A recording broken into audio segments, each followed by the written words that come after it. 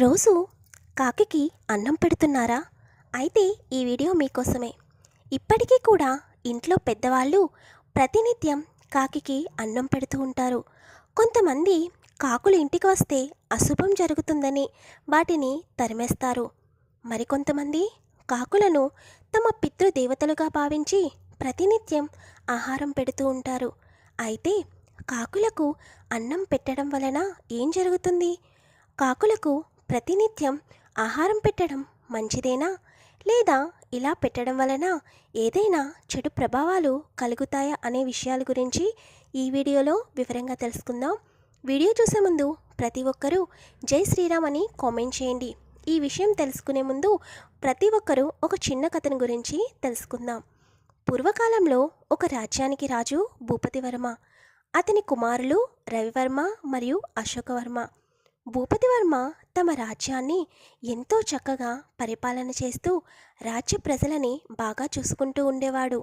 అదేవిధంగా తన కుమారులిద్దరికీ కూడా చిన్నప్పటి నుండి అన్ని విద్యలను నేర్పించేవాడు. అలా తమ ఇద్దరు కుమారులు కూడా అన్ని విద్యలను చాకచక్యంగా నేర్చుకోగలిగారు. అలా కాలం గడిచే కొద్దీ భూపతివర్మ ముసలివాడయ్యాడు. ఇక తన రాజ్య బాధ్యతలను ఇద్దరు కుమారులకు అప్పగించి భూపతివర్మ విశ్రాంతి తీసుకోవాలని ఇద్దరి కుమారులను ఒకరోజు తన దగ్గరకు పిలిచి, కుమారులారా, ఇక మీరు రాజ్యపాలన చేయవలసిన సమయం ఆసన్నమైనది. ఇప్పటికే ఈ రాజ్యాన్ని నేను ఎంతో బాగా పాలించడం జరిగింది. అదేవిధంగా మీరు కూడా ప్రజల యొక్క జీవన విధానాన్ని, వారి యొక్క ఇష్టాలను మరియు వారి యొక్క కష్టాలను అన్నింటినీ కూడా తెలుసుకుని రాజ్యపాలన చేయాలి. ఇప్పటి వరకు మీరు అన్ని విద్యలను నేర్చుకున్నారు. అయితే అన్ని విద్యలతో పాటు రాజ్యంలో ప్రజలు ఏ విధంగా ఉంటున్నారో అనేది కూడా చాలా ముఖ్యము. మీరు కొంత అనుభవం సంపాదించాలి. కాబట్టి మీరు 1 సంవత్సరం కాలం పాటు రాజ్యాన్ని విడిచి దేశ సంచారం చేసిరండి. ఇది మీకు ఎంతగానో ఉపయోగపడుతుంది అని భూపతివర్మ తమ ఇద్దరు కుమారులకు చెబుతాడు. తండ్రి ఇష్టానుసారము ఇద్దరు కుమారులు కూడా ఒక రోజున దేశ సంచారానికి బయలుదేరారు. పెద్దవాడైన రవివర్మ రాజ్యానికి ఉత్తర దిక్కుగా వెళ్ళాడు. చిన్నవాడైన అశోకవర్మ రాజ్యానికి దక్షిణ దిక్కుగా వెళ్ళాడు. దక్షిణ దిక్కుకు వెళ్ళిన అశోకవర్మ కొంత దూరం వెళ్ళే కొలది ఒక సువిశాలమైన ఎడారికి చేరుకున్నాడు. అంత పెద్ద ఎడారిలో అతనికి ఒక అందమైన రంగురంగుల భవనం ఒకటి కనిపించింది. అశోకవర్మకి అక్కడంతా ఆశ్చర్యంగా అనిపించింది. అంత పెద్ద ఎడారిలో ఆ భవనం ఏమిటో అర్థం కాలేదు. వెంటనే అశోకవర్మ ఆ భవనంలోకి వెళ్ళాడు.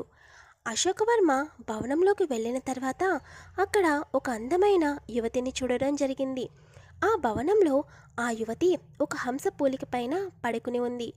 కానీ ఆమె నుండి ఎటువంటి కదలిక లేదు. ఆ అమ్మాయికి కొద్ది దూరంలోనే తల తప్ప మిగిలిన మొత్తం శరీరం కూడా ఉక్కులాగా మారిన ఒక మనిషిని చూశాడు.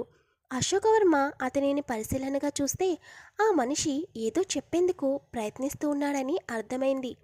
అదేంటో తెలుసుకోవాలని అనుకునేలోపు ఒక కందిరీగ వచ్చి అశోకవర్మని కుట్టింది.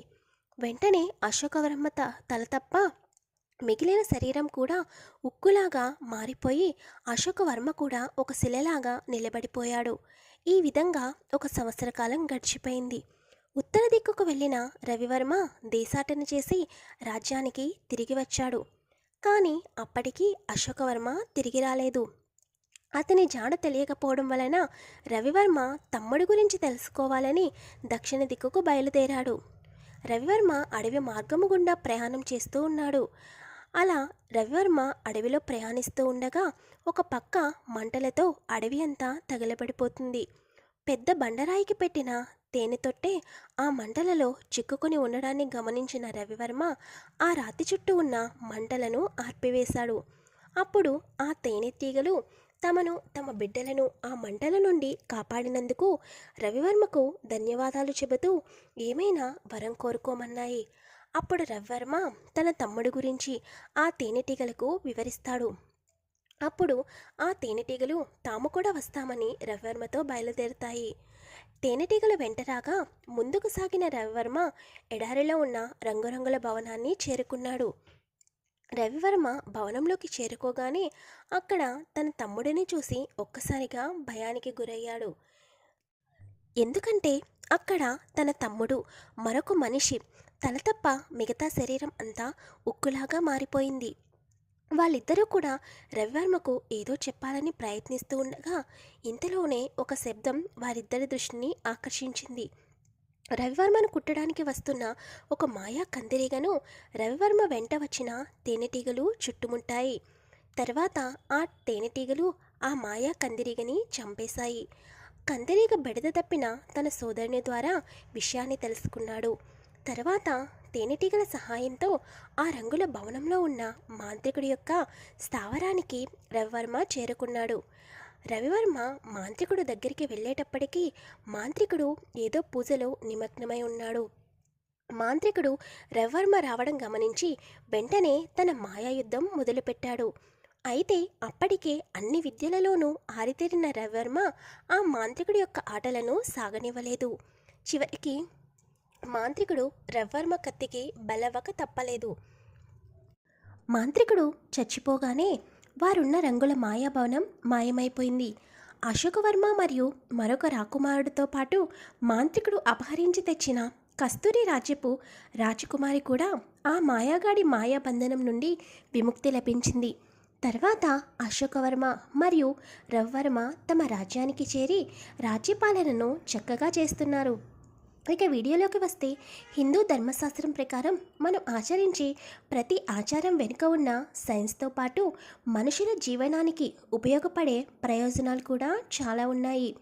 హిందూ సాంప్రదాయం ప్రకారం ఎవరైనా వ్యక్తి చనిపోతే 3వ రోజు నుండి 10వ రోజు వరకు కాకులకు పిండం పెట్టడం చూస్తూ ఉంటాము. మరణించిన వారి యొక్క కుటుంబ సభ్యులు పెట్టిన ఆహారాన్ని మరణించిన వారు తినటానికి వస్తారని నమ్మకంతో పాటు పాతకాలం నుండి కూడా ఈ ఆచారం నడుస్తుంది. ఇప్పటికీ కూడా ఇంట్లో చనిపోయిన పెద్దలకు పిండ ప్రదానం చేయడం ఆచారంగా వస్తుంది. అయితే పెద్దలు కాకి రూపంలో వచ్చి తమ ఆహారాన్ని తింటారని ఇప్పటికీ కూడా ప్రతి ఒక్కరూ నమ్ముతూ ఉంటారు. అందువలన కాకులకు అన్నం పెడుతూ ఉంటారు. అలా పెట్టిన ఆహారాన్ని కనుక కాకి వచ్చి తింటే తమ పెద్దలు తమ పట్ల సంతృప్తి చెందారని, ఒకవేళ ఆహారాన్ని కాకి ముట్టనట్లయితే వారి యొక్క కోరిక అనేది తీరలేదని అనుకుంటూ ఉంటారు. ఆ కోరిక ఏదో తెలుసుకుని తీర్చడానికి ప్రయత్నాలు చేస్తూ ఉంటారు. దీని వెనుక కూడా కొన్ని పురాణ కథలు కూడా ఉన్నాయి. పురాణ కథనాల ప్రకారం యముడు రావణాసురుడికి భయపడి కాకి రూపాన్ని ధరించడం జరుగుతుంది. యముడు కాకి రూపాన్ని ధరించడం వలన కాకికి కొన్ని వరాలను ఇచ్చాడు. తాను సమస్త ప్రాణులన్నింటికీ రోగాలను కలిగించేవాడు. అటువంటి యముడు తానే స్వయంగా కాకి రూపాన్ని ధరించినందువలన కాకులకు సాధారణంగా ఎటువంటి రోగాలు అనేవి రావు అని వరాన్ని ఇవ్వడం జరిగింది. అంతేకాకుండా అవి చిరాయిలై ఉంటాయని కూడా కాకులకు వరమిచ్చాడు.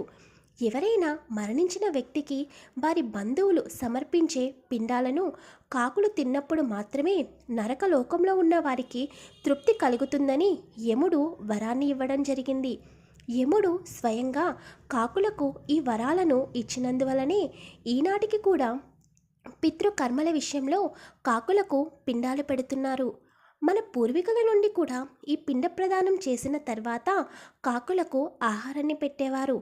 రామాయణం ప్రకారం రాముడు ఒక భక్తుడికి ఈ విధంగా చెబుతాడు: నువ్వు కాకులకు ఆహారం పెడితే అది మీ పూర్వీకులకు చేరుతుందని.